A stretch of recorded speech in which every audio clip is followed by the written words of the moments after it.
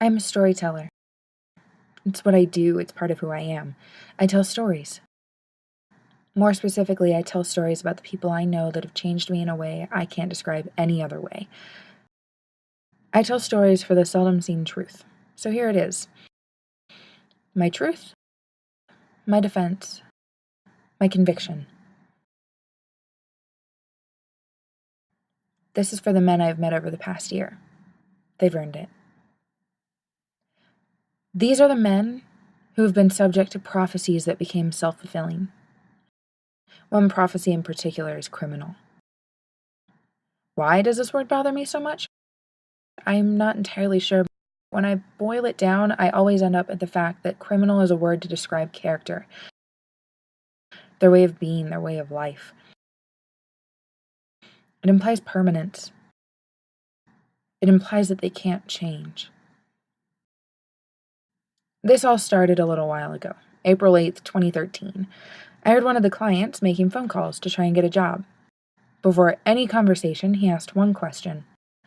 One seemingly harmless question. Do you hire criminals?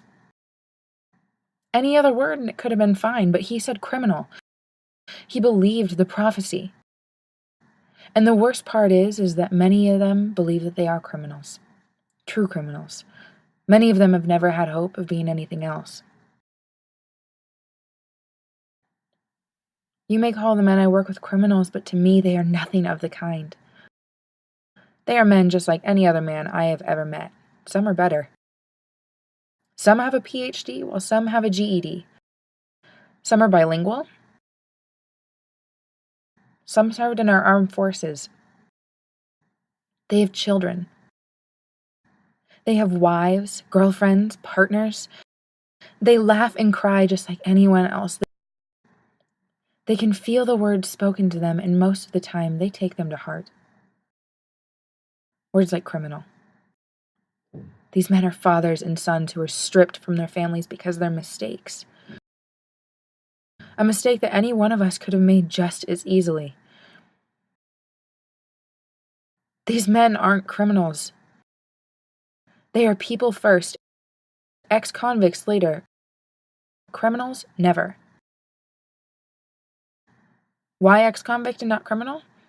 Because ex implies that something is over, done with, kaput, and I believe that these men are done with their conviction. As far as I'm concerned, these men deserve every opportunity I've had and then some. They deserve a chance. Because they can change.